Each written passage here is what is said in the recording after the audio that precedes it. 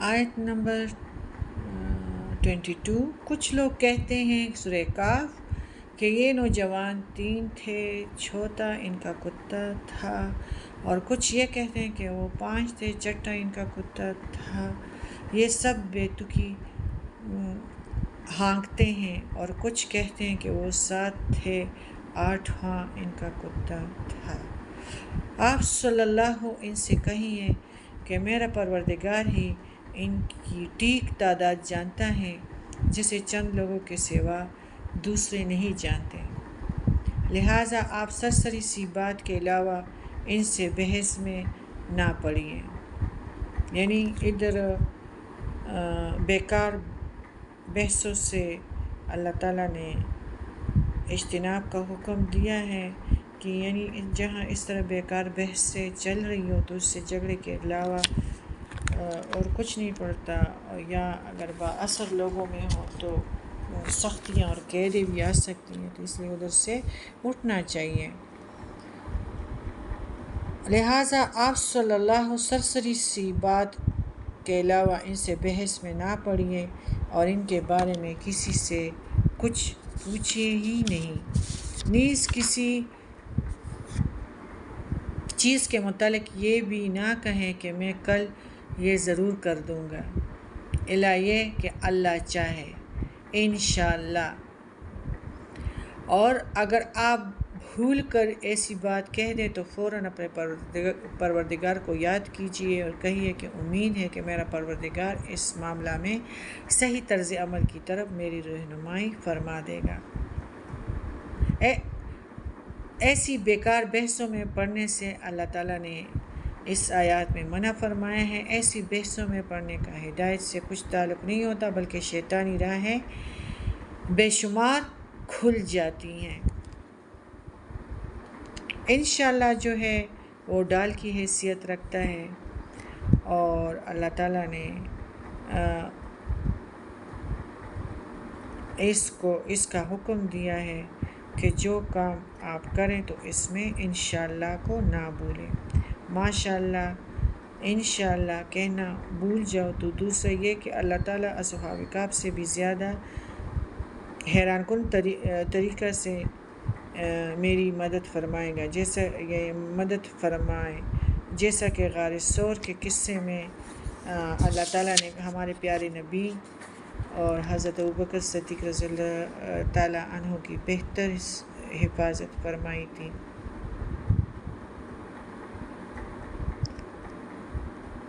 اور وہ جوان اپنے غار میں 300 سال ٹھہرے رہے، اور کچھ لوگوں نے کہا کہ 9 سال سے زیادہ یعنی شمار کر رہے ہیں۔ آپ ان سے کہیں کہ اللہ ہی بہتر جانتا ہے، جتنی مدت وہ ٹھہرے رہیں اسی کو آسمان اور زمین کی پوشیدہ باتیں اللہ تعالیٰ کو معلوم ہیں، اور وہ کیا ہی خوب دیکھنے والا اور سننے والا ہے۔ ان چیزوں کا اللہ کے سوا کوئی کارساز اور منتظم نہیں، اور وہ اپنی حکومت میں کسی کو شریک نہیں کرتا۔ اے نبی، جو کچھ آپ کی طرف وحی کیا گیا ہے آپ کے اپنے پروردگار کی کتاب میں سے، وہ انہیں پڑھ کر سنا دو۔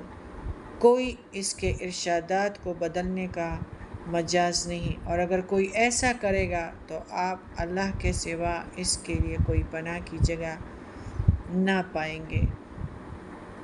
یعنی سردار قریش نے یہ کو اللہ تعالیٰ سنا رہا ہے کہ آپ سے کچھ لو اور کچھ دو کی بنیاد پر سمجھوتا وہ کرنا چاہ رہے تھے پیارے نبی سے۔ وہ کہتے تھے کہ ہم آپ کی بہت سی باتیں مان لیتے ہیں، تو آپ ہماری یہ بات مان لیں کہ جن آیات میں ہماری معبودوں کا ذکر ہے وہ نہ پڑھا کرو۔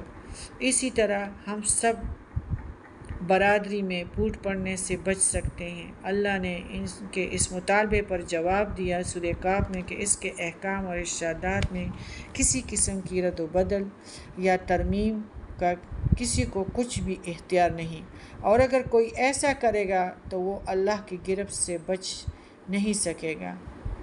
یہ موقع خاص تھا، تاہم الفاظ میں جو ہے عمومیت ہے، یعنی جس دور میں بھی اور جو شخص بھی ایسی حرکت کرے گا اس کے لیے یہی حکم ہے، حق اور باطل میں سمجھوتا کی کوئی گنجائش نہیں۔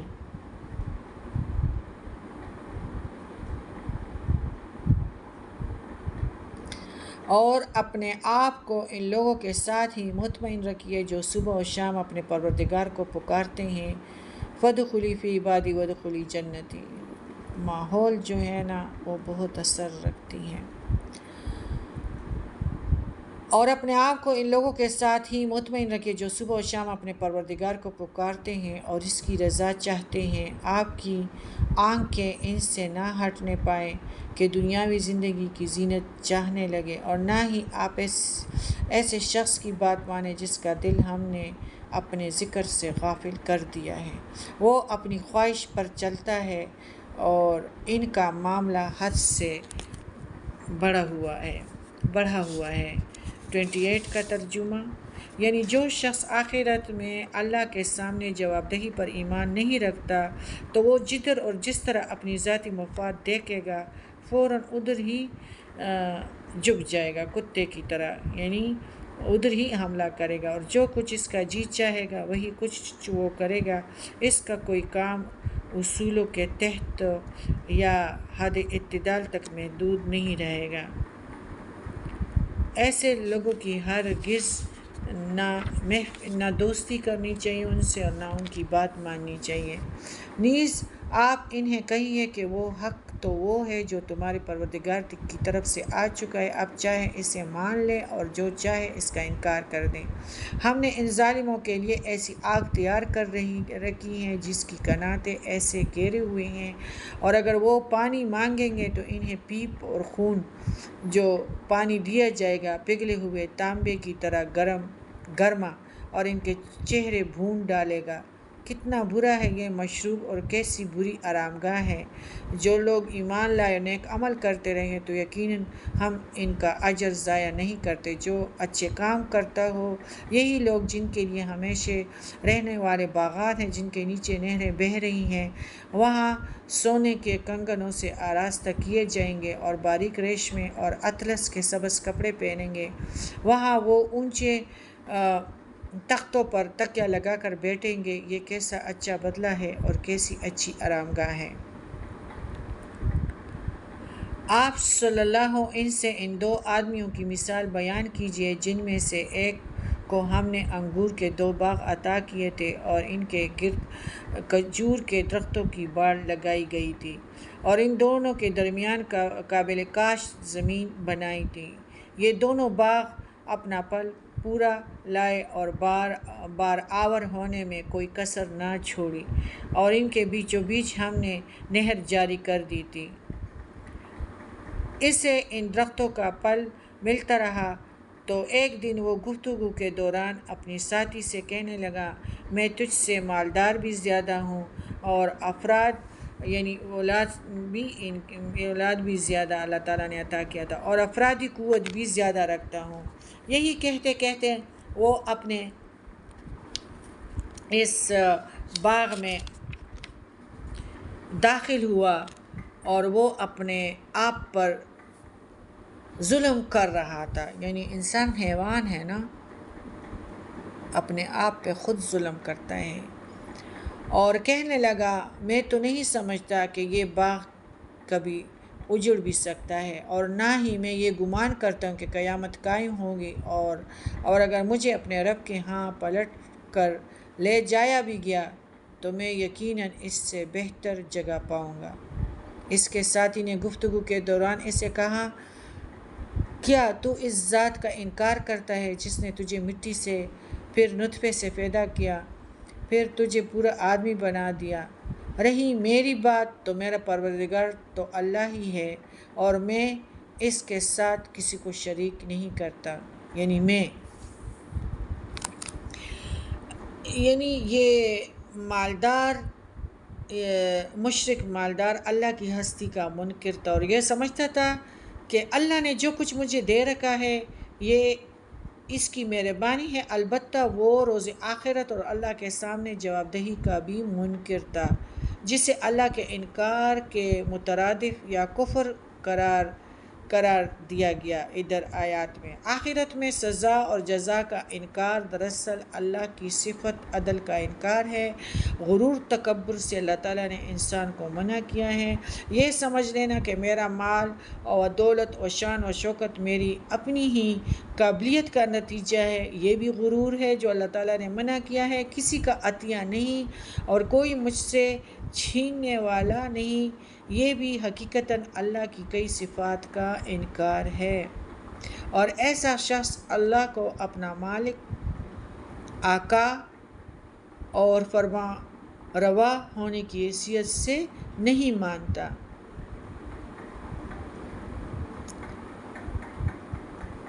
یعنی میں تو اسی پروردگار کو اپنا مالک، آقا، فرما روا سمجھتا ہوں، اور وہی دوسرے میرے اور تمہارے سب کے نفع و نقصان کا مالک ہے۔ اس کی مشیت کے بغیر نہ میری اپنی تدبیر کچھ کام کر سکتی ہے اور نہ کوئی دوسرا میری مدد و حمایت کر سکتا ہے۔ جو ایک صحیح اس کے ساتھ صحیح یعنی مسلمان دل والا بندہ تھا۔ اور جب تو اپنے باغ میں داخل ہوا تو یہ کیوں نہ کہا کہ ماشاء اللہ لا قوت الا باللہ، وہی ہوتا ہے جو چاہتا ہے، اللہ کی توفیق کے بغیر کسی کا کچھ زور نہیں۔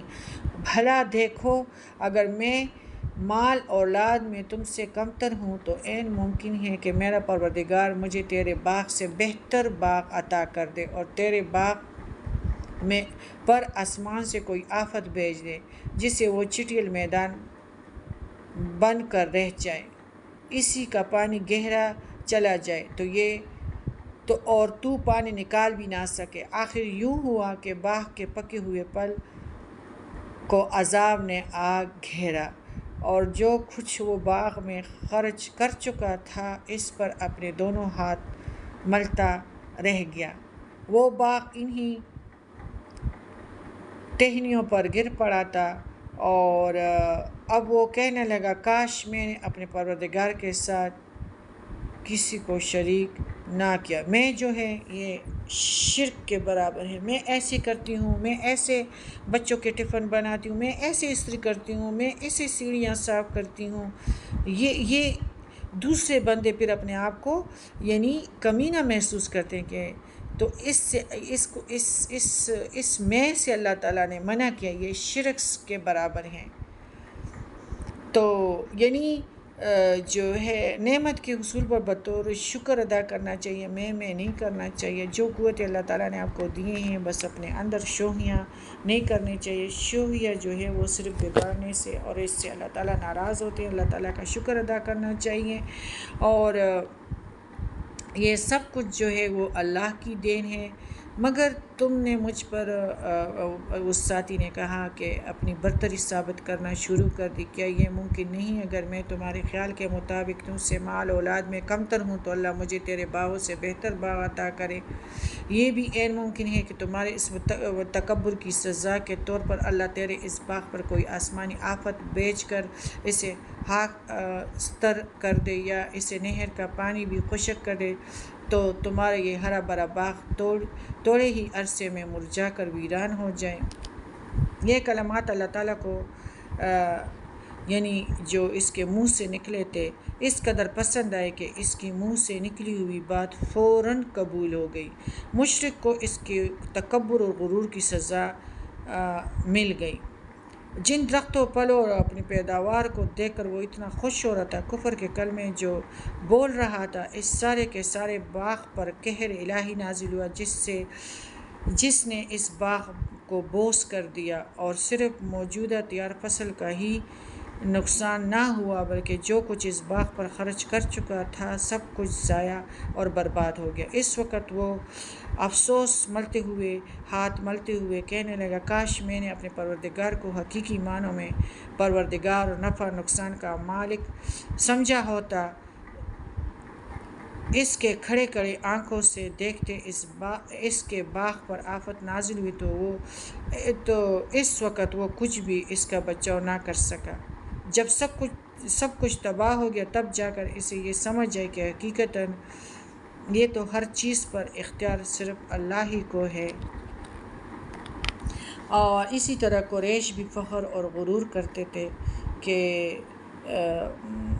اور ان کی فخر اور غرور کی وجہ سے جو تھا ان کا یعنی حضرت بلال کو ہٹاؤ، یہ نعمتیں یعنی اللہ تعالیٰ فرماتے ہیں کہ ان قریش سے بھی یہ نعمتیں چھین سکتی ہیں۔